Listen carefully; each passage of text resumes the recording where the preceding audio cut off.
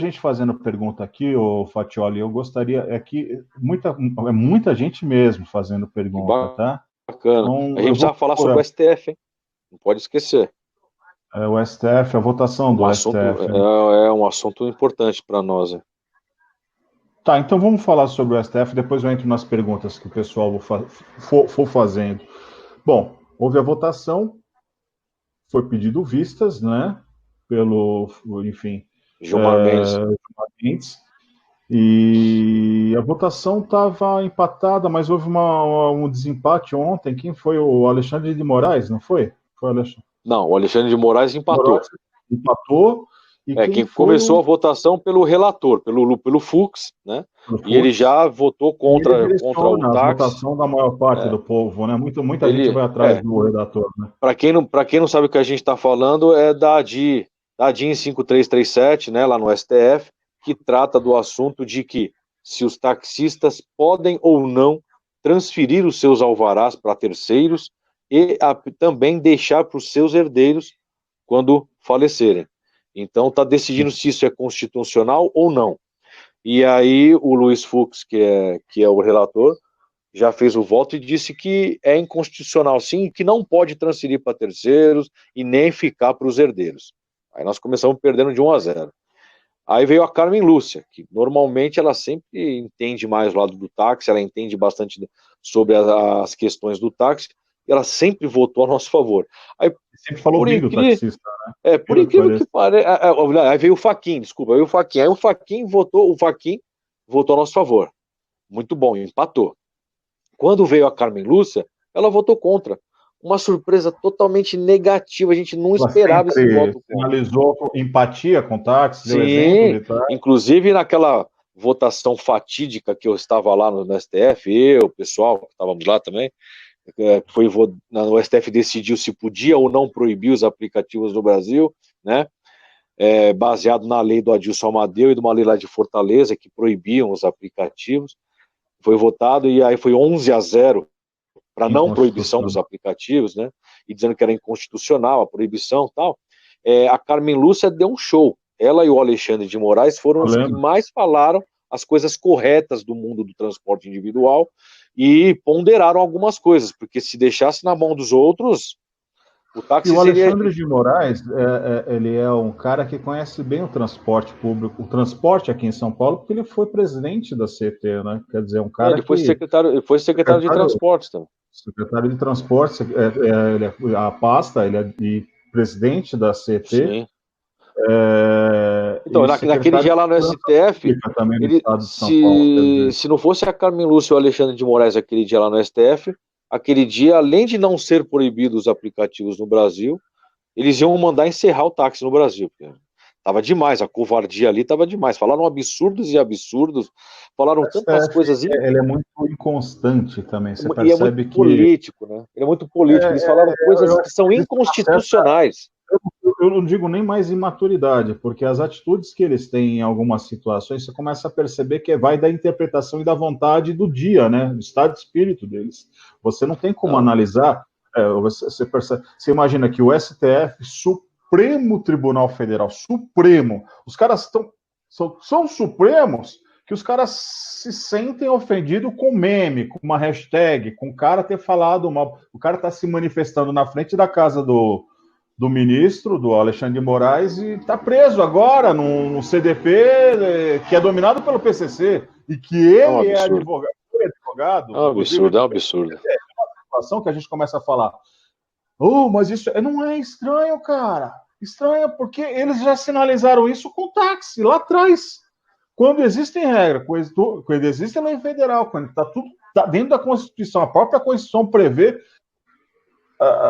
e as leis federais Não, que regulamentam, simplesmente for tratado, fala assim, ó, esquece, joga fora. Quer dizer, isso. ali já vem uma sinalização para tomar muito Naquele cuidado dia, com o eu tive STF. ânsia de vômito. Eu tive ânsia de vômito.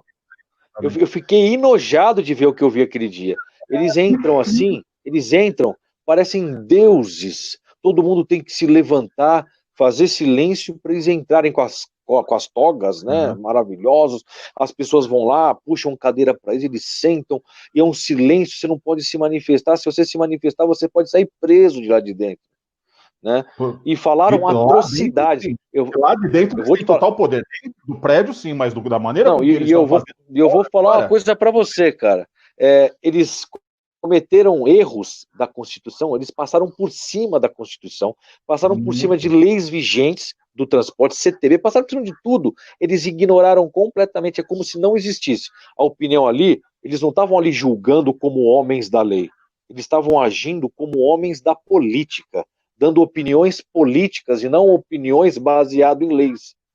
E aí atropelaram tudo e ignoraram tudo. Foi 11-0, mas os melhores naquele dia, também não foram perfeitos, mas os melhores foram Carmen Lúcia e Alexandre de Moraes. Salvaram algumas coisinhas que sobraram para nós. Mello, ele falou o Marco Aurélio só faltou pegar um pomponzinho, sabe aquelas cheerleaders, né? Só faltou pegar um pomponzinho e ficar Uber, pelo amor de Deus, ridículo. De Uber era muito melhor do que o táxi, muito mais seguro, muito mais, quer dizer, toda vez que acontece algumas, eu não querendo falar que as pessoas que trabalham lá, não estou falando mal de pessoas, mas falar que toda a estrutura, tudo é tão eficiente, tão seguro, pô, é não enxergar a realidade, eles vivem num mundo paralelo, eles nem acompanham os noticiários de tudo que acontece.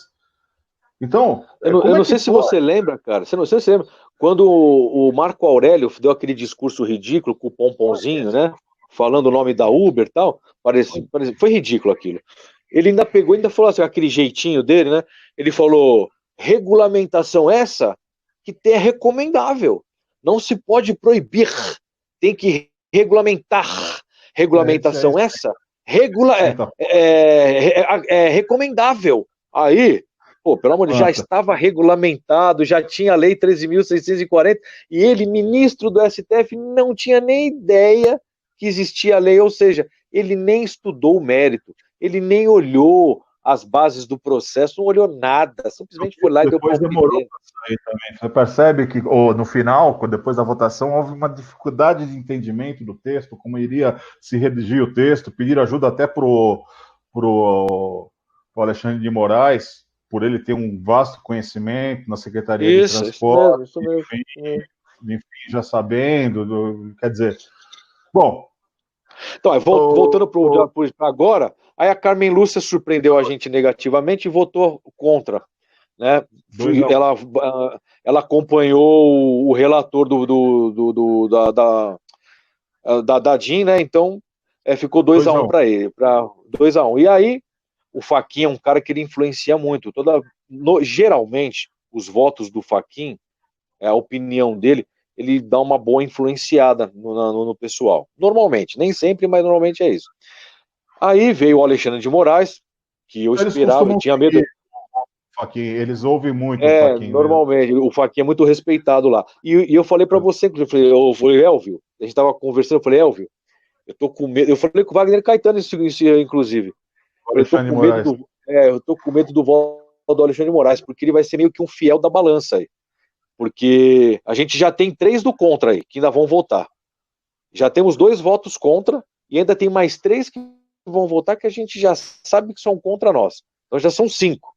Se o Alexandre de Moraes votar a favor do não, aí ferrou o nosso lado, né? Mas ainda bem, o Alexandre de Moraes foi lá, manteve a coerência quando o assunto é...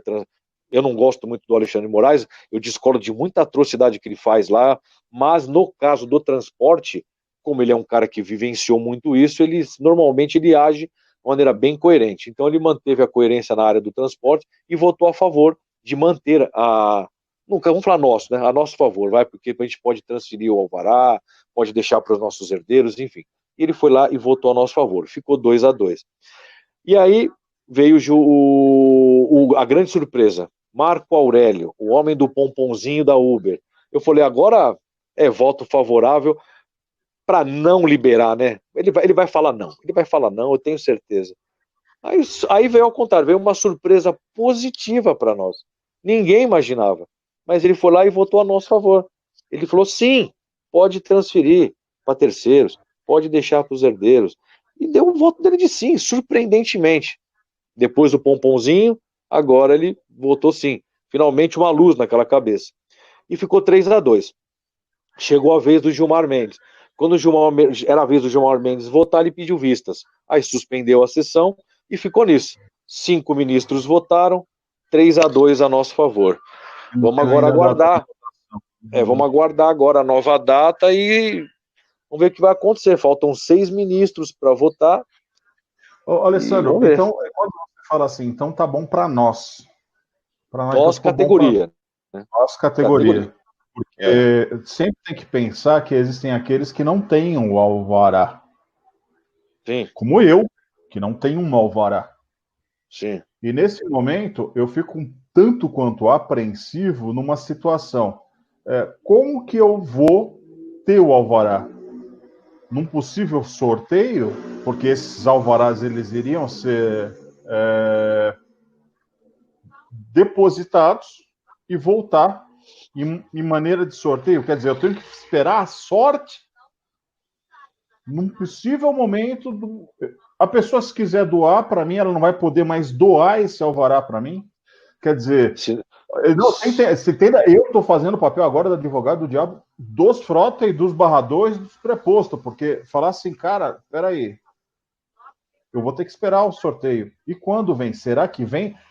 Com detalhe, agora a gente está num segmento de mercado, pensando no modal transporte individual, em que existe o veículo particular, com a perspectiva de mercado, que aí entra o pós-pandemia, com 1 milhão de empresas quebradas. Você faz uma projeção aí de pelo menos de 2 a 3 funcionários dessas microempresas e pequenas empresas aí, você faz uma projeção aí de pelo menos 2, 3 milhões a mais de desempregados no mercado. Esse pessoal vai trabalhar de quê quando voltar aí no mercado?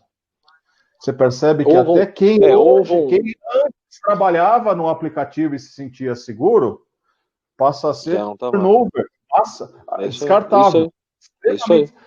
Isso faz com que a gente até entenda o porquê dessas empresas estão pouco se ferrando, diferente do prefeito de Santo André e de você, com o prefeito de São Bernardo, quando pede o cadastro, fala, não é problema nosso, que morram de fome, a gente vai ter muito mais de onde veio esses aí. Cara, a leitura que eu faço é exatamente essa. Tem um vídeo que eu, inclusive, te mandei, que eu gostaria de colocar aqui. Tá? Gostaria de colocar, porque ele mostra bem essa história. A precarização do trabalho. É aquele vídeo da precarização, né? É uma coisa básica, né? Os motoristas de aplicativo, não estou falando os bandidos, porque tem bandido pra caramba lá, mas tem muita gente do bem. Tem muita gente, muito pai de família, muita gente, muita mulher ali do bem trabalhando, são trabalhadores, são pessoas do bem, né? E essas pessoas do bem, não estou preocupado com os vagabundos que tem lá, tem vagabundo demais, né? Tem muito bandido lá, muita gente com tornozeleira eletrônica, muito ex-presidiário que estão roubando, estuprando. Não estou falando desse povo aí não, estou falando dos trabalhadores de verdade lá. Esse pessoal, o pessoal do bem, dos aplicativos, eles são explorados demais, cara. Eles trabalham para uma empresa, todo mundo sabe, prestam serviço para uma empresa. Essa empresa não respeita eles, não valoriza eles, né? A remuneração deles é muito baixa, muito baixa. Esses caras trabalham, eles não têm nenhuma garantia, não tem um seguro para garantir nada para eles. Os caras não têm direito trabalhista, eles não têm nada, cara. Então é uma precarização covarde, é um feudalismo tecnológico escrachado, né? São empresas de moer pessoas, de moer seres humanos. É neguinho dormindo no carro para poder sobreviver, não volta para casa. É uma vergonha, cara. Inclusive os entregadores. Tem vários entregadores aí que abrem aquelas caixas, colocam a cabeça dentro para poder ter um pouco de conforto na nuca e dormem em calçada, você viu, dormem cara? em praça. Com aquele sol, pelo amor de Deus. Com aquela roupa. Pelo amor de Deus. Cara, eu vou mostrar o vídeo aqui, aquele vídeo que eu te mostrei, que mostra bem, principalmente o lado dos entregadores de comida, e ver o quanto que essas empresas se preocupam com eles e com os parceiros comerciais. Estamos em colapso, nesse momento operando com grande prejuízo. Juntos, bares e restaurantes, franquias ou não, geram 6 milhões de empregos diretos. Estamos lutando para sobreviver a essa crise humanitária e atender a todos com segurança.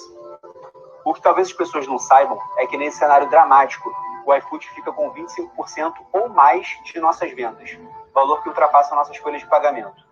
Em resumo, só quem está lucrando nessa cadeia é o iFood. E mais, sem fritar um pastel e sequer compartilhar conosco a base de dados dos nossos próprios clientes. Somos pequenos empresários, apoiamos o livre mercado, o empreendedorismo e a inovação. Enquanto durar essa pandemia, é dever do poder público promover o reequilíbrio entre os agentes econômicos. Precisamos de ajuda. É hora de rever essa relação para que todos, e não apenas o iFood, sobrevivam.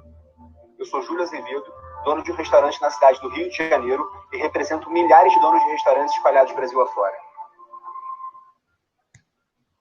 Posso falar? Luca, Posso falar rapidinho? por favor. Primeiro, concordo plenamente com o vídeo. Perfeito, a narrativa perfeita é a verdadeira situação do mercado precarizado. É um mercado precarizado. É uma concorrência totalmente desleal, enfim.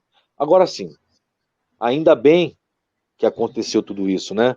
Porque quando nós, taxistas, falávamos tudo isso lá atrás, esses mesmos comerciantes davam risada da gente e pegavam, em vez de pegar táxi, pegava carro de aplicativo rindo da gente. As máquinas de escrever, não é verdade? Então, Enquanto esse povo que está sofrendo hoje, né? Os motoboys que estão sofrendo hoje, né, os motofretistas, os comerciantes que estão tendo aí essa covardia os aplicativos tirando o couro deles. Uma empresa que vende uma refeição por R$20 lá no comércio, ele é obrigado a vender por 18 no aplicativo, e uma parte desses 18 fica para o aplicativo, ou seja, ele acaba vendendo a mesma... Então, a refeição que ele venderia a 20, ele está vendendo a 13 praticamente. Está vindo 13 para o bolso dele. E o custo R$20, o custo tudo é dele. Quer dizer, para mais, pode ser 6, 7, 8 reais. Então, cara, eles... um pastel que o cara falou ali, você viu? Eles estão sentindo na pele o que a gente já está falando há tempo. O cara grava um vídeo para falar que a mãe Uber está roubando 1 centavo, 2 centavos deles. Você percebe a narrativa de desconstrução de uma realidade? Cara, é um surto psicótico. Não é nem um surto psicótico. É quando a pessoa está no desespero de levar o alimento para dentro de casa, ela se submete a inúmeras situações. Cara, ele está comendo pneu, está bebendo a gasolina, está bebendo o óleo, sabe? Ele está comendo o insumo da operação. Ele está esquecendo de ver a depreciação do veículo, pode dormir no volante com 20 e tantas horas de trabalho e bater o carro, e roubarem o carro, e matarem ele, e a empresa, foda-se, é descartável, tem mais 5 milhões entrando aí no mercado, quer dizer... Exatamente, cara, exatamente. Ninguém o desrespeito e a desvalorização para o ser humano que essas empresas têm é covarde. É uma vergonha, cara. É uma vergonha. Lixo, cara. E eu não me conformo que os motoristas de aplicativo ainda defendam essa prática covarde contra eles mesmos. É inadmissível isso. Alessandro. Aí é que tá, por isso que eu falo que é muito importante ter pessoas que debatam ideias para levar a verdade, cara. Dá uma olhada nisso aqui. Eu acho que vai dar para mostrar por aqui. Isso aqui.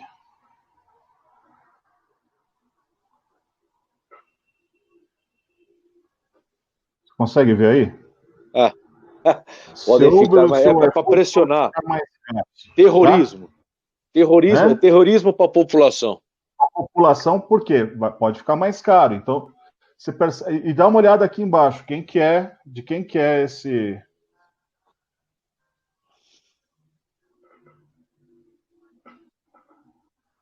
Aqui, ó.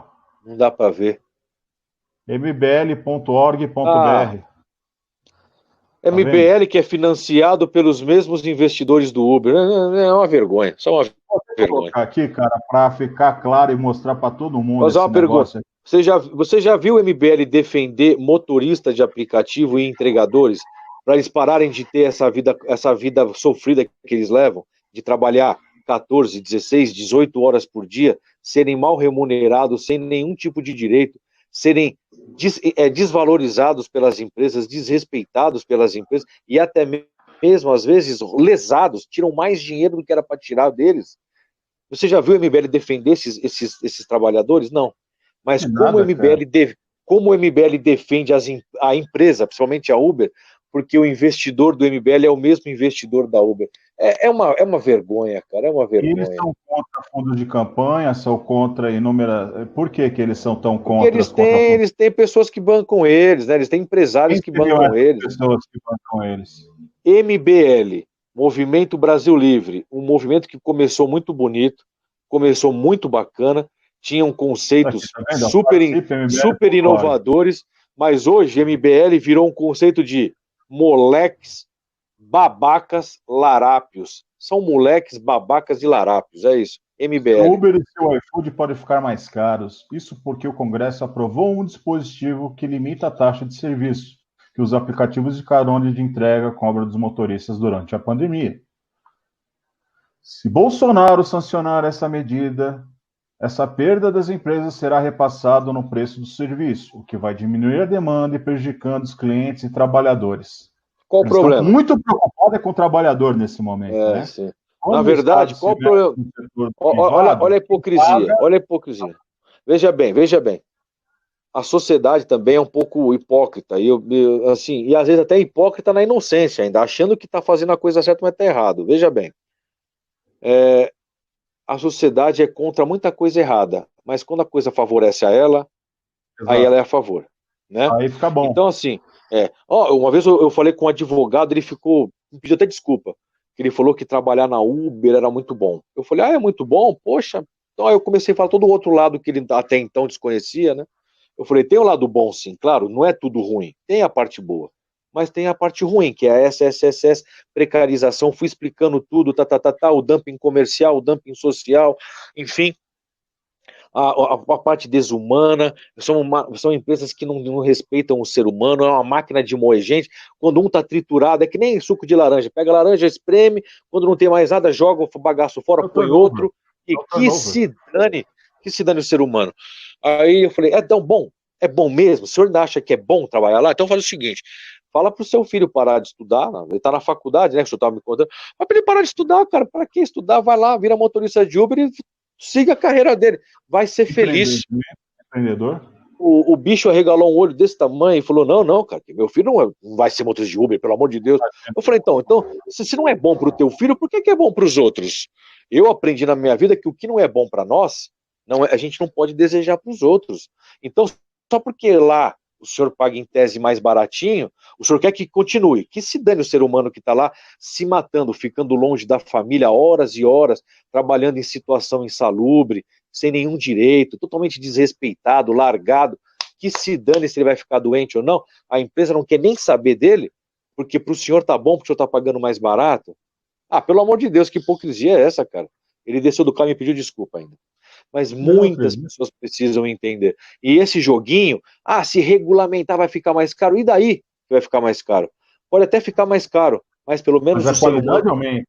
A qualidade o ser humano aumenta. Que vai estar, mas o ser humano que vai estar trabalhando lá vai ganhar mais, vai ter mais respeito, vai ser mais valorizado. Então isso que tem que ser pensado, pô. E a concorrência não vai ser mais desleal, vai ser uma concorrência mais justa. Pelo amor de Deus, agora para economizar alguns trocados, você prefere escravizar um ser humano? Você quer ver um ser humano, um servo, um cara com uma olheira enorme porque não consegue dormir porque ele tem que dirigir?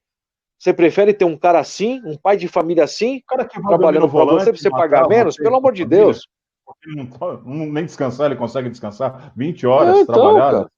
Qualidade de vida um cara desse tem, que não tem a manutenção preventiva e corretiva do veículo, porque ele não tem dinheiro para fazer, ou ele leva dinheiro para dentro de casa e paga as contas dele e alimento, ou ele faz a manutenção do carro, quer dizer, a custo do quê? Da segurança e da vida dessa pessoa. Aí depois vem a MBL e fala, eu quero um estado menor, mas eu quero estar lá. Eu quero estar lá mamando nas tetas do governo, quer dizer, a hipocrisia, um bando de moleque.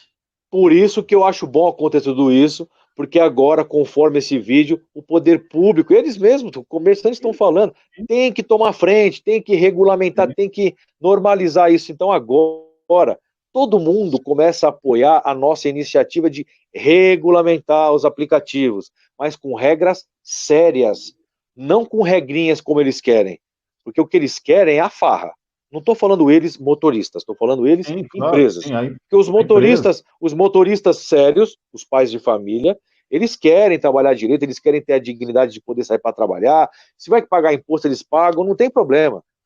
O problema é as empresas que querem continuar sonegando bilhões de impostos, querem continuar pagando lobistas para encharcar dinheiro em bolso de político, para continuar tudo do jeito que está e não haver regulamentação, ficarem comprando liminares covardes de juízes, ficam fumando charutos nos seus apartamentos, vendendo liminares ridículas, que qualquer advogado do fundo de quintal sabe que aquela liminar é ridícula, né? Não tem basamento legal, às vezes, inclusive, né? E que dá depois o maior trabalho para poder derrubar, porque aí começa aquela briga, aquele imbróglio jurídico, enfim. Então agora, quanto mais categorias se juntarem à nossa, a sociedade em si vai entender que não é uma briga de táxi contra aplicativos, nunca foi. Sempre foi uma briga de trabalhadores e cidadãos contra a covardia e a pilantragem dos aplicativos. Essa é a luta. Essa é a luta. Comprando o STF, toda a justiça. Isso. Contra, então, que venham. Que eles tentem ser parceiros comerciais. Sim, então que venham os motoboys, os entregadores que venham para o nosso lado, os comerciantes de inúmeros restaurantes, lanchonetes, venham para o nosso lado e entendam, não é taxista contra aplicativo. Os ônibus que estão perdendo, a demanda está indo embora. Né? Então, tá que engrossem. O cara 4 aí dentro de um carro do que pegar um ônibus, atravessar a cidade, sai bem mais barato. Como é que pode um negócio desse? Como é que iniciar, como eu falei, Novilingue. Novilingue é a apresentação numa língua em que transforma o feio no bonito. Somos mobilidade aumentando a quantidade de veículos antes da pandemia. E tirando o transporte coletivo de massa, que é onde transporta a maior quantidade de pessoas, e tira as pessoas de dentro dos veículos, das ruas. Quer dizer, qualquer pessoa que entende... urbana, a primeira coisa é levar o povo para o transporte de massa, é o contrário do que estava sendo. Sim, qualquer pessoa que entende um pouquinho de mobilidade urbana sabe que a verdadeira mobilidade urbana é o transporte público de massa, cara. Isso é mobilidade urbana. O carro particular faz parte, o táxi faz parte, o carro particular, que eu digo, o motorista dono do carro para trabalhar para ele. Ele vai se deslocar ele mesmo, né? O transporte privado veio depois, né? Então, assim, mas agora faz parte do contexto também o transporte privado, mas assim, tudo tem que ter uma cronologia, tem que ser cronológico, tem que ter uma ordem, tem que ter regra, tem que ter um bom convívio. Não tem como você dar privilégios para um e deixar o outro todo. Não tem como, isso é impossível. Não. Daqui a pouco estava ruim com 150 mil motoristas aí, e fora o que entra da grande São Paulo para trabalhar aqui em São Paulo. Você imagina aí que rodavam aí de 250 a 300 mil no horário de pico de motorista. Agora imagina com 5 milhões de desempregados. Para que número vai isso aí? Rapaz, é trânsito o dia inteiro.